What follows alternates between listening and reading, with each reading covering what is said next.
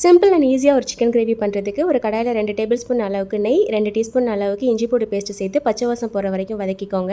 இப்போ இதில் க்ளீன் பண்ண 1 கிலோ அளவுக்கு சிக்கன் சேர்த்துட்டு கொஞ்சமாக உப்பு சேர்த்து நல்லா மிக்ஸ் பண்ணி மூடி போட்டு கொஞ்சம் நேரம் வச்சுக்கோங்க. ஒரு 2 நிமிஷத்தில் ஓப்பன் பண்ணிவிட்டு கட் பண்ண 2 மீடியம் சைஸ் அளவில் வெங்காயம் சேர்த்துட்டு நல்லா கலந்து விட்டுட்டு திரும்பவும் மூடி போட்டு வச்சுக்கோங்க. சிக்கனோடு சேர்ந்து வெங்காயம் லைட்டாக வதங்கி வந்ததுக்கப்புறமா கட் பண்ண 2 மீடியம் சைஸ் அளவில் தக்காளி சேர்த்துட்டு மிக்ஸ் பண்ணி விட்டுக்கோங்க. இப்போ இதில் இதுக்கு தேவையான மசாலா ஐட்டம் சேர்த்துக்கலாம். என்னென்ன மசாலா சேர்க்குறேன் அப்படின்னு சொல்லிட்டு சைடில் கொடுக்குறேன், பார்த்துக்கோங்க. மசாலாஸ் எல்லாமே சிக்கனோட மிக்ஸ் ஆகிற மாதிரி நல்லா கலந்து விட்டுட்டு ஒரு 1/4 கப் அளவுக்கு மட்டும் தண்ணி சேர்த்து திரும்பவும் கலந்து விட்டுட்டு மூடி போட்டு நல்லா வேக வச்சுக்கோங்க. சிக்கன் அரைவாசி பதம் வெந்து வந்ததுக்கப்புறமா 2 டேபிள் ஸ்பூன் அளவுக்கு தயிரை நல்லா மிக்ஸ் பண்ணி விட்டு சேர்த்து திரும்பவும் கலந்து விட்டுக்கோங்க.